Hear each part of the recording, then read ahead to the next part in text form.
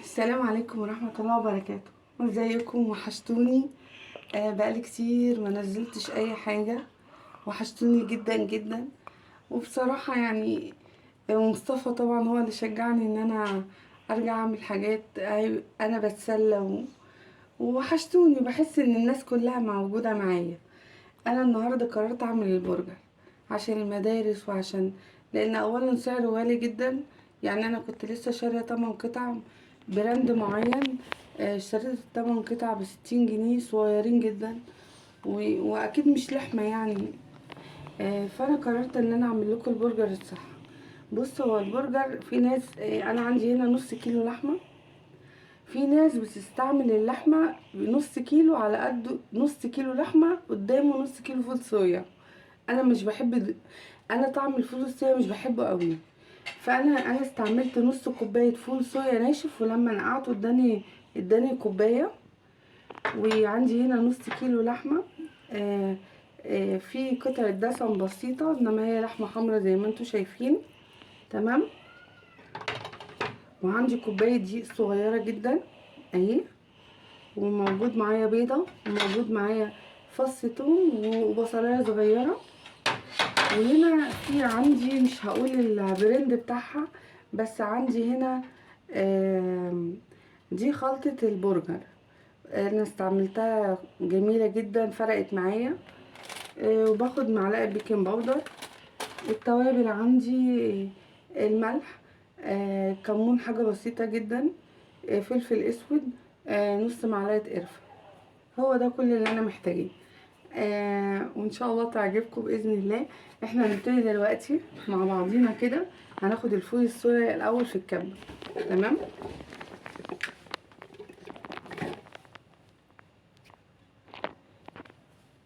احنا دلوقتي هشغل الكبه. توابل البرجر بتفرق معانا كتير قوي في الطعم. ومعلقه بيكنج باودر. والتوابل الباقيه ملح، معلقه كمون، معلقه قرفه، معلقه فلفل اسود. طحنت الفول الصويا اهو. هبتدي ان انا بعد ما طحنت الفول الصويا هحط بعديه بالظبط، هحط البصلايه. ليه بقى البصله بعد الفول الصويا؟ لان البصله هتدي طعم مع الفول الصويا الاول، قبل ما احط اللحمه او البهارات او اي حاجه. وهنحط معلقه الثوم. وهنرجع نطحن تاني وهشغل الكبه وهرجع لكم عشان الدوشه بتاعتها. احنا دلوقتي طحنا البصله اهي كمان. تمام. هنبتدي ان احنا ننزل بالبهارات وملحنا والبهارات بتاعتنا الكامله. تمام. هنبتدي نفتح البهارات بتاعتنا،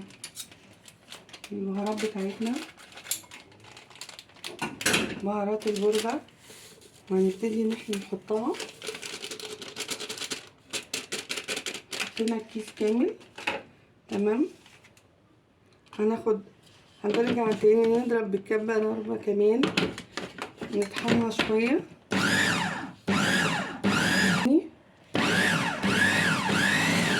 كده كده. حطينا كده الفول الصويا مع التوابل مع البصلة مع الثوم. احنا ماشيين حاجة حاجة. تمام. هنحط مع كوباية الدقيق بتاعتنا. هي كوباية صغيرة جدا اهي اللي هنحطها. تمام. وهنضرب برضو عشان الخليط كله يتجانس حاجة حاجة مع بعضيه.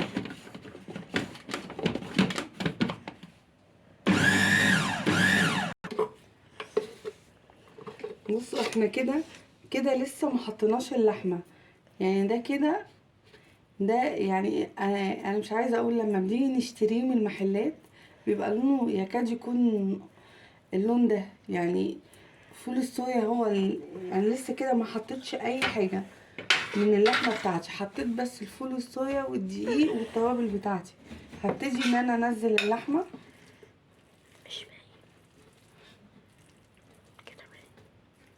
هبتدي انزل اللحمه بتاعتي اهي اهي. واكسر البيضه بتاعتي عليها.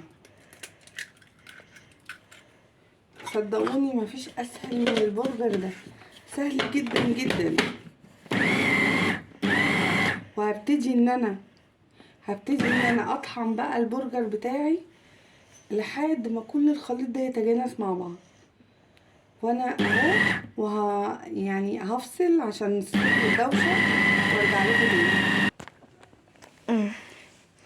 احنا كده بنبتدي نطحن مع بعضينا البرجر. صدقوني الريحه تحفه، الريحه يعني ريحه يعني كأنك جايب برجر من بره، بس صدقني او صدقيني الريحه فظيعه. انت لو شامه الريحه فظيعه. انا كده بخلطهم بقى مع بعض.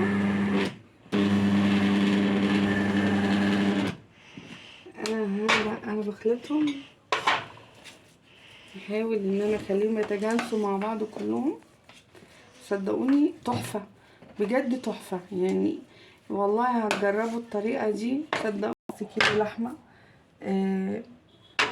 انتوا شايفين قدامكم اللحمه باينه اهي، لازم بس اهي انتوا شايفين لحمه خالص ما شاء الله. ومنكم هتاكلوا عيالكم حاجه كويسه، ومنها حاجه تحفه انتوا هتدوقوها هتعجبكم جدا. انا معاكم بس هسيبها 5 دقايق وهرجع لكم تاني تستريح في الفريزر قبل ما احطها في المكبس. احنا بعد ما اهو ده الشكل النهائي بتاع النص كيلو. انا ما عنديش ميزان، بس على ما اعتقد ان هو يعني كيلو اكتر. بس والله يعني زي ما انتوا شايفين طعم اللحمة فيه وشكل اللحمة، والشكل بتاعه تحفة، الشكل بتاعه تحفة يعني بجد جميل جدا وهيعجبكم جدا. وصدقوني الطعم يعني انتوا هتجربوه.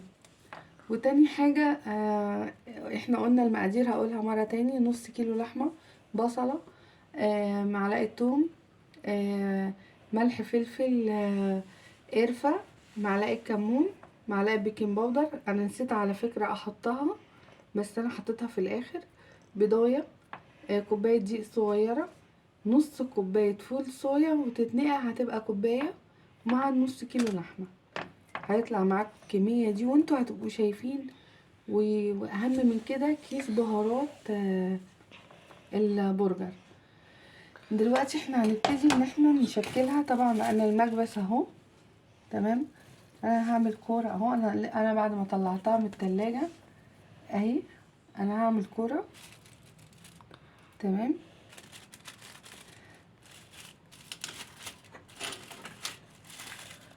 يعني انا هكبرها شوية معلش، احنا مش هنبيع بقى يعني، دي يعني هي عشان تبقى برجرية حلوة وكويسة كده اهي. وهننزل من المكبس بتاعنا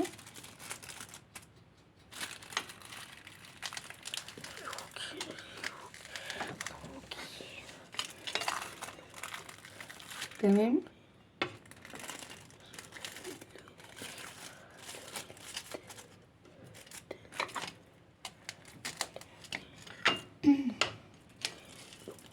وده هيبقى الشكل النهائي بتاعها. مش مظبوط معايا قوي بس عادي، انا ممكن اظبطه تاني في المكبس عادي اهو تمام. وما تنسونيش بقى يعني، في حد معايا هو اللي صورني